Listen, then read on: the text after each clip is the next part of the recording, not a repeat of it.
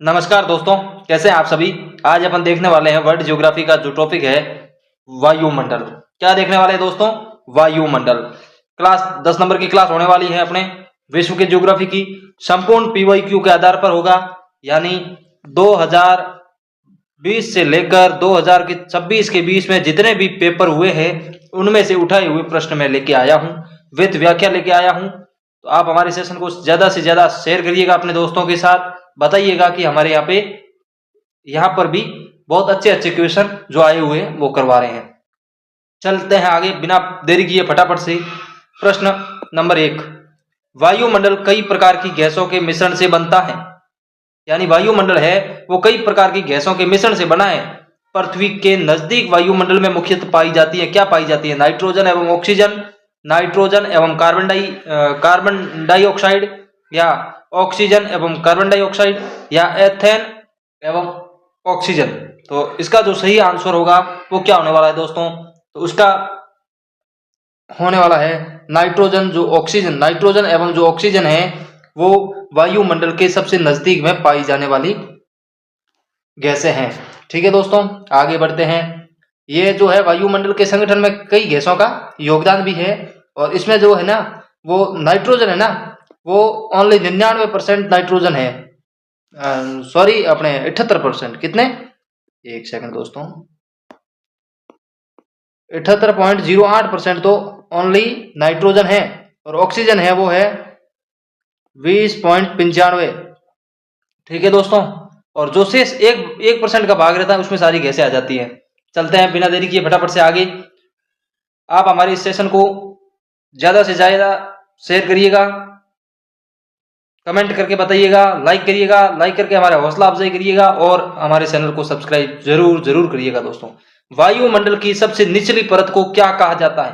बाहरी मंडल, सौभमंडल, समताप मंडल, या आयन मंडल? इसका जो सही आंसर होने वाला है वो क्या है दोस्तों? सबसे निचली परत है वो सौभमंडल कहलाती है। क्या कहलाती है दोस्तों? सौभमंडल कहलाती है। इस परत को टेप्रोस्फियर नाम जो टेजरेंज डी बोर्ड ने दिया था। क्या दिया था? इस परत का नाम क्या दिया था? टोपोस्फियर। क्या दिया था दोस्तों? टोसोस्फियर। और दिया किसने था अगर उसका पूछ लिया जाए आपको, तो आपको बताना है टिजरेंज डी बोर्ड ने ये नाम दिया था। चलिए आगे बढ़ते हैं बिना देरी किए फटाफट से। अधिकांश मौसमी गतिविधियां जिस वायुमंडलीय परत में होती हैं वो परत कौन सी है? ओजोन परत, आयन मंडल, सौभमंडल, या बाहरी मंडल? इसका जो सही आंसर होने वाला है वो क्या है दोस्तों? फटाफट से बताइए। इसका जो आंसर है वो है सौभमंडल। ठीक है दोस्तों, आगे बढ़ते हैं फटाफट से। ओजोन परत पृथ्वी से करीब ऊंचाई पर है। कितने किलोमीटर ऊंची है ओजोन परत पृथ्वी से? ओजोन परत है वो पृथ्वी से कितनी ऊंचाई पर स्थित है? 50 किलोमीटर ऊंचाई पर स्थित है। कौन सी? ओजोन मंडल। और दूसरी है वो है समताप मंडल। कौन सी है? समताप मंडल। वो कितनी ऊंची है? जो है वो वायुमंडल है। क्या है? वायुमंडल है समताप मंडल, जो वायुमंडल की दूसरी सेकंड परत है। ठीक है दोस्तों, आगे बढ़ते हैं। जो है ना अपने समताप मंडल, कौन सी? समताप मंडल। ये समताप मंडल को अपने क्या कहते हैं इसमें अपने इसका है जो तापमान स्थिर रहता है। क्या रहता है? तापमान स्थिर रहता है। ये भी आपको ध्यान रखना है। आगे बढ़ते हैं फटाफट से बिना देरी किए। रेडियो तरंगें वायुमंडल की किस परत से वापस आती हैं? यानी जो रेडियो तरंग हैं वो वायुमंडल के किस मंडल से वापस आती हैं? तो इसका जो सही आंसर होगा समताप मंडल, मध्य मंडल, आयन मंडल, या बाहरी मंडल? इसका सही आंसर क्या होने वाला है ये बताइए फटाफट से। और ये जो परत है वो 80 किलोमीटर से लेके 640 किलोमीटर की ऊंचाई पर स्थित है। 640 किलोमीटर की ऊंचाई पर स्थित है। कौन सी अपने रेडियो तरंगों वाली जो है वो इसके आंसर में छुपा हुआ आंसर है। बताइए फटाफट से। इसका सही आंसर होगा अपने आयन मंडल। यहां पर जाके पृथ्वी से या आयन मंडल में जाके वापिस अपने जो तरंगे हैं वो वापस पृथ्वी पर भेज देते हैं। आगे बढ़ते हैं फटाफट से बिना देरी किए। संसार उपग्रह वायुमंडल के किस स्तर में अवस्थित किए जाते हैं? जो संसार के उपग्रह हैं, कौन से, जो ये सोशल मीडिया से लेकर आपके तरंगे हैं या फिर रोबोटिक्स है या फिर कोई यान है, वो है संसार उपग्रह में अवस्थित कहाँ पाए जाते, कौन से वायुमंडल में अवस्थित होते हैं? तो इसका जो सही आंसर होगा बहिर्मंडल, आयन मंडल, समताप मंडल या सौभ मंडल। इसका सही आंसर क्या होगा दोस्तों, फटाफट से बताइए। तो इसका होगा आयन मंडल। क्या होगा दोस्तों? आयन मंडल होगा। चलिए आगे बढ़ते हैं। हैंडली सेल निम्न में से किससे संबंधित है? जो हैंडली सेल है वो पहले तो ये समझो कौन है, इसका सही नाम क्या है? इसका जो हैंडली सेल का वास्तविक नाम है वो है जॉर्ज, ध्यान रखना है, जॉर्ज हैंडली। ये प्रश्न 2020 से लेकर 2026 के बीच में आए हुए प्रश्न हैं। ये जो है, ये जो संरचना है वो संरचना उष्णकटिबंधीय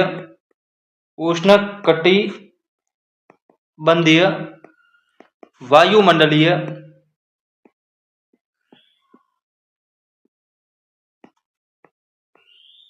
परिसंरचना है। क्या है? वायुमंडलीय परिसंरचना है। किसकी? उष्णकटिबंधीय। कौन सी? हैंडली सेल। ठीक है दोस्तों, आगे बढ़ते हैं। इसका सही आंसर क्या होगा? पवन तंत्र। क्या होगा? पवन तंत्र है जो हैंडली सेल से संबंधित है। आगे बढ़ते हैं। चीन के निकट तट पर आने वाला प्रचंड चक्रवात क्या कहलाते हैं? यानी चीन की सरजमी पर जो चक्रवात आते हैं उसको क्या कहा जाता है? टोर्नेडो, हेरिकेन, टाइफून या जेट स्ट्रीम। इसका जो सही आंसर होने वाला है वो क्या है दोस्तों, आपको मैं बता देता हूं फटाफट से। टोर्नेडो क्या है? यह है एक अल्प झंझावत। क्या है दोस्तों? अल्प झंझावत है। ये आकार में छोटा होता है। क्या होता है? आकार में छोटा होता है किंतु भयंकर और विनाशकारी होता है। भयंकर और विनाशकारी होता है।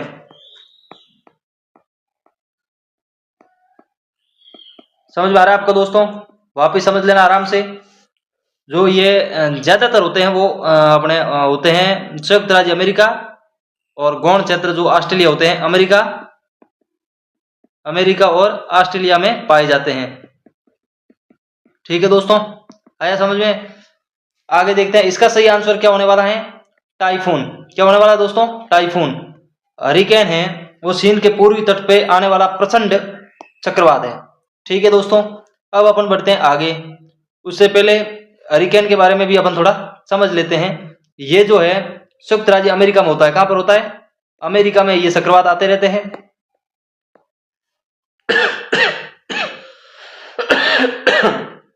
सॉरी। और कहां पे आते हैं? और आते हैं मिसिसिपी में। कहां पे आते हैं?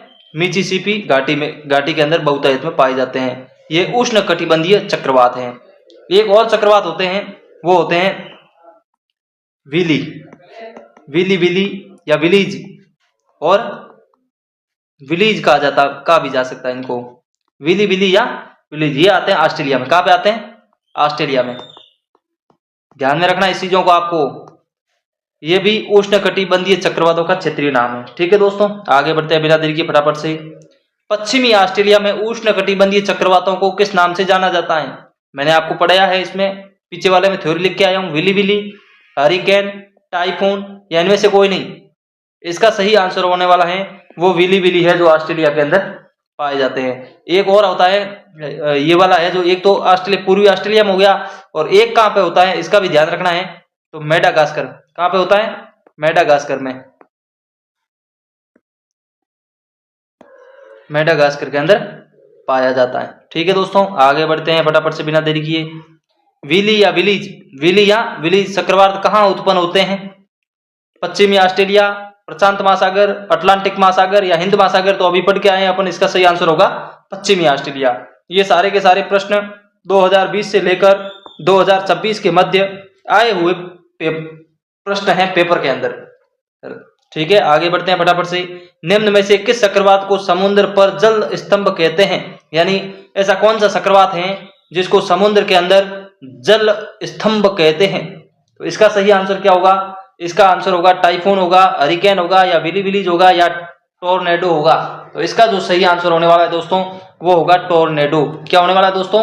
टोर्नेडो। आगे बढ़ते हैं बिना देरी किए फटाफट से। चिनूक यूएसए की स्थानीय पवनें हैं, यानी कौन सी पवनें हैं? चिनूक है जो एक हवाएं हैं, ये तो आपको ध्यान है, यूएसए में चलती हैं, ये भी आपको ध्यान है। तो कौन सी पवनें हैं? उष्ण व आर्द्र पवनें हैं, शीत व आर्द्र है, उष्ण व शुष्क है, या शीत व शुष्क है? इसका सही आंसर क्या होगा दोस्तों? उष्ण व शुष्क पवनें हैं। कौन सी है? उष्ण व शुष्क पवनें हैं। चिनूक के बारे में अगर जानना है आपको अदर डिटेल में, तो ये जो है रॉकी पर्वतमाला जो है उसके पूर्वी ढालों में चलने वाली गर्म एवं शुष्क हवाएं हैं। ठीक है, ये तो आप गर्म, और इसमें इसे जो है ना, ये हवाएं जो है बर्फ बक्षी हैं। क्या है? बर्फ बक्षी हवाएं हैं, जिसे स्नोएटर्स कहा जाता है। ये उत्तरी अमेरिका के वृद्ध मैदानों में छुपी हुई परतों को पिघला देते हैं। इन हवाओं को उत्तरी अमेरिका में चिनूक तथा यूरोप में इसका नाम क्या है? उत्तरी अमेरिका में तो इसको क्या कहते हैं? चिनूक, और यूरोप में इनको क्या कहा जाता है? फोन। आगे प्रश्न भी आ जाए तो घबराना मत, यूरोप के अंदर इनको फोन कहा जाता है। आगे बढ़ते हैं, चलते हैं आगे। कौन सी अत्यंत ठंडी पवन जो अल्पास पर्वत से भूमध्य सागर की ओर चलती है? कौन सी जो सबसे ठंडी पवन है वो अल्पास पर्वत से लेकर भूमध्य सागर के बीच में चलती है, वो कौन सी है? तो उसका सही आंसर क्या होगा? चिली, खिमसिन, सिरोस्का, या मिस्ट्रल?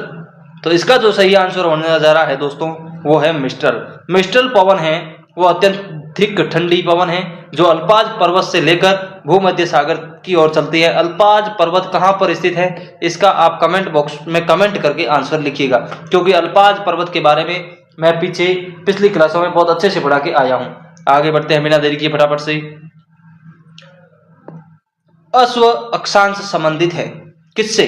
पवनों से, हिमनदों से, वर्षा से, या रेगिस्तान से? जो अश्व है वो अक्षांश संबंधित किससे है? पवनों से संबंधित है, हिमनद से संबंधित है, वर्षा से संबंधित है, या रेगिस्तान से संबंधित है? तो इसका जो सही आंसर होने जा रहा है वो पवनों से संबंधित है। आगे बढ़ते हैं बिना देरी किए फटाफट से।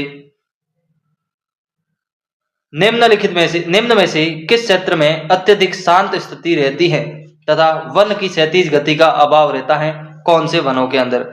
10 डिग्री उत्तर से 10 डिग्री दक्षिण के बीच, दोनों गोलार्धों के 50 डिग्री से 60 डिग्री के बीच, दक्षिणी गोलार्ध में 60 डिग्री से 50 डिग्री से 60 डिग्री के बीच, या दोनों गोलार्धों में 80 डिग्री से 90 डिग्री के बीच में? इसका जो सही आंसर होने वाला है वो 10 डिग्री उत्तर से लेकर 10 डिग्री दक्षिण के बीच में जो है वो रहने वाला है। क्या रहने वाला है? अत्यधिक शांत स्थिति रहती है, वनों की क्षैतिज गति की जो अभाव रहता है। आगे बढ़ते हैं बिना देरी किए फटाफट से। पवनों की दिशा में विचलन, पवनों की जो दिशा है उसमें विचलन जिसके कारण होता है वो कौन सा है? गुरुत्वाकर्षण बल, अपकेंद्रीय बल, भ्रमण, या नापमान? इसका जो सही आंसर होने वाला है वो क्या है दोस्तों? फटाफट से आंसर दीजिए इसका। पवनों की दिशा में विचलन किसके कारण होता है? पवनों की दिशा में विचलन। तो इसका जो सही आंसर होने वाला है वो है परिभ्रमण। क्या है दोस्तों? परिभ्रमण है। पृथ्वी की जो परिभ्रमण है या घर्षण गति है उसकी परिभाषा क्या है वो बता दीजिए आप मेरे को, उसका भी कमेंट करके आप बताइए फटाफट से। जब तक बढ़ते हैं आगे फटाफट से। निम्नलिखित देशों में से किस देश में सर्दियों के मौसम में वर्षा होती है? यानी ऐसा कौन सा देश है सर्दियों के मौसम में अत्यधिक वर्षा होती है? चीन, नॉर्वे, ब्राजील, या नाइजीरिया? इसका सही आंसर क्या होने वाला है दोस्तों? इसका सही आंसर होने वाला है नॉर्वे में। नॉर्वे में क्या होता है? सर्दियों के मौसम में अत्यधिक वर्षा होती है। नॉर्वे में जो है अपने क्या कह रहा था इसके बारे में इसमें नॉर्वे के अंदर है जो जलवायु प्रदेश, क्या है दोस्तों?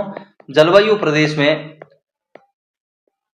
वर्षा है जो वर्ष में प्रत्येक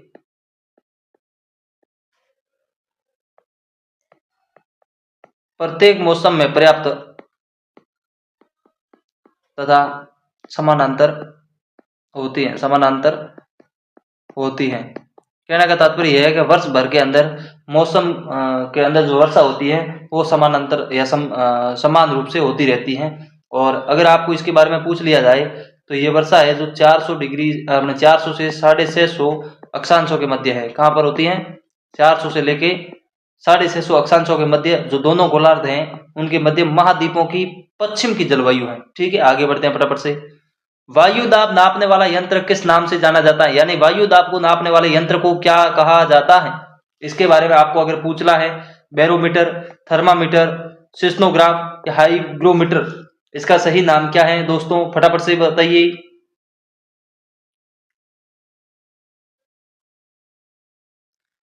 बोरोमीटर इसका सही आंसर है। क्या है दोस्तों? बोरोमीटर है जो इनका सही आंसर है। इसमें हवा और पारा का भी प्रयोग में किया जाता है। पानी, हवा और पारा का भी नापने का भी प्रयोग किया जाता है इसमें। ठीक है दोस्तों, आगे बढ़ते हैं फटाफट से बिना देरी किए। विश्व के किस समुद्री क्षेत्रों में लंबी चालीसा पवनें प्रवाहित होती हैं? लंबी पवनें प्रवाहित होती हैं कहां पर? उत्तरी सागर में, कैरिबियन सागर में, हिंद महासागर में या कोरल सागर में? इसका सही आंसर क्या होने वाला है? इसका सही आंसर होने वाला है हिंद महासागर के अंदर ये लंबी चालीसा पवनें चलती हैं। आगे बढ़ते हैं। भयंकर 50 पवनें संबंधित हैं, ये प्रश्न आए हुए हैं, आप इनको हल्के में मत लेना बिल्कुल भी। और हाँ, हमारे चैनल को सब्सक्राइब ज्यादा से ज्यादा करना दोस्तों। पछुआ पवनों में, उष्णकटिबंधीय चक्रवातों से, ध्रुवीय पवनों से या व्यापारिक पवनों से? इसका सही आंसर क्या होगा दोस्तों? पछुआ पवनों से होता है, वो भयंकर 50 पवनें संबंधित है। ठीक है दोस्तों, आगे बढ़ते हैं बिना देरी किए फटाफट। विश्व के किस देश में गरजते जो सालिसा चलती है वो कहाँ पे है? 10 डिग्री दक्षिण से 30 डिग्री अक्षांशों के मध्य, 40 डिग्री उत्तर से 50 डिग्री उत्तरी अक्षांशों से, 40 डिग्री दक्षिण से 50 डिग्री जो दक्षिण अक्षांशों के मध्य, या फिर 10 डिग्री उत्तर से 10 डिग्री दक्षिण मतलब अक्षांशों के मध्य होता है। कहां पर होता है? इसका सही आंसर क्या होगा? 40 डिग्री दक्षिण से 50 डिग्री दक्षिण अक्षांशों के मध्य होता है। आगे बढ़ते बिना देरी की फटाफट से। दक्षिणी गोलार्ध में पछुआ पवनें किस की दिशा क्या रहती है? उत्तर पश्चिम से दक्षिण पश्चिम की ओर, उत्तर पूर्व से दक्षिण पश्चिम की ओर, दक्षिण पूर्व से उत्तर पश्चिम की ओर या दक्षिण पश्चिम से उत्तर पूर्व की ओर? इसका सही आंसर होना दक्षिणी गोलार्ध की है, वो होने वाली है दोस्तों अपने उत्तर पश्चिम से दक्षिण पूर्व की ओर चलने वाली पवनें हैं, पछुआ पवनें कहा जाती हैं उसे। आगे बढ़ते हैं। दक्षिण पश्चिम में चलने वाली स्थायी पवनें कौन सी हैं? स्थायी पवनों के बारे में अगर आपको पूछ लिया जाए, किसमें? दक्षिण पश्चिम में चलने वाली स्थायी पवनें क्या कहलाती हैं? दक्षिणी गोलार्ध में व्यापारिक पवनें हैं, दक्षिणी गोलार्ध में पछुआ पवनें हैं, या उत्तरी गोलार्ध में पछुआ पवनें हैं, या उत्तरी गोलार्ध में ध्रुवीय पवनें हैं? इसका जो सही आंसर होने वाला है वो है उत्तरी गोलार्ध में पछुआ पवनें। आगे बढ़ते हैं। दबाव पेटियों में जो मौसमी स्थानांतरण होता है उनके कारण पछुआ पवनों के क्या कारण हैं? जो दबाव पेटियां होती हैं उसमें मौसमी स्थानांतरण का कारण पछुआ पवनें क्यों हैं? गर्मियों में विषुवत रेखा की ओर से, सर्दियों में ध्रुव की ओर सरकती हैं, कर्क रेखा की ओर सरकती हैं, मकर रेखा की ओर सरकती हैं, या फिर गर्मियों में ध्रुव की ओर से एवं सर्दियों में विषुवत रेखा की ओर से सरकती हैं? तो इसका जो सही आंसर होने वाला है वो ये है दोस्तों, गर्मियों में ध्रुवों की ओर से एवं सर्दियों में विषुवत रेखा की ओर से सरकती हैं, इसीलिए मौसमी स्थानांतरण को पछुआ पवनों का कारण बताया गया है। आगे देखते हैं फटाफट से। स्थानीय स्तर एवं आकस्मिक एवं सरम पर्यावरणीय बदलाव का कारण का उदाहरण क्या है? यानी स्थानीय स्तर एवं आकस्मिक एवं सरम पर्यावरण है, उसके बदलाव के कारण क्या है?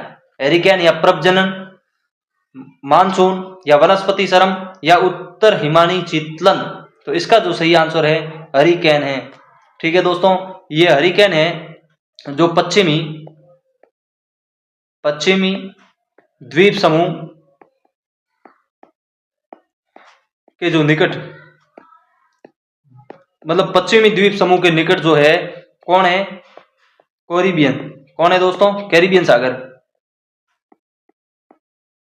कैरिबियन सागर जो उष्ण कटिबंधीय चक्रवात का क्षेत्रीय नाम है, हरिकेन को कहा जाता है। आगे बढ़ते हैं फटाफट से बिना देरी किए। पोलर इंटरलीज किस प्रकार की हवाएं हैं? यानी कौन सी हवाएं हैं जो पोलर इंटरलीज कही जाती हैं? गर्म शुष्क हवाएं, वर्षा ऋतु हवाएं, शीत ऋतु हवा या स्थानीय हवा? इसका जो सही आंसर होने वाला है वो वर्षा हवने है। ठीक है, पोलर हवा किसे कहा जाता है? तो ध्रुवीय जो पवनें होती हैं, सॉरी एक सेकंड, ध्रुवीय गलत लिखा गया आपने, ध्रुवीय पवनें होती हैं उन्हें कहा जाता है पोलर इंटरलीज। जो वायुदाब की जो उच्च वायुदाब की पेटियों में उपध्रुवीय होता है वो वायुदाब की पेटियों की ओर प्रभावित होते हैं, इसे पवनों को ध्रुवीय पवनें कहा जाता है। इन पवनों की राशि अत्यधिक ठंडी होती है, मतलब अत्यधिक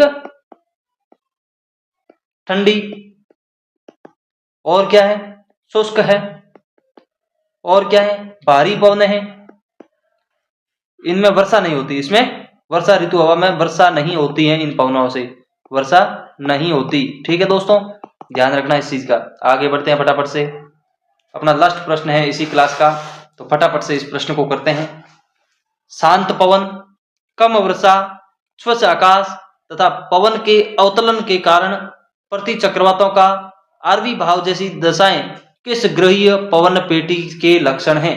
यानी जो शांत पवन है, कम वर्षा होती है, एकदम साफ सुथरा आकाश दिखता है, पवन जो है अवतलन होता है, और वो कौन सी पवनें हैं, मतलब ग्रही पवन लक्षण क्या है उसके? डोल्ट्रम, अश्व अक्षांश, व्यापारिक पवन पेटी या ध्रुवीय पवन पेटी?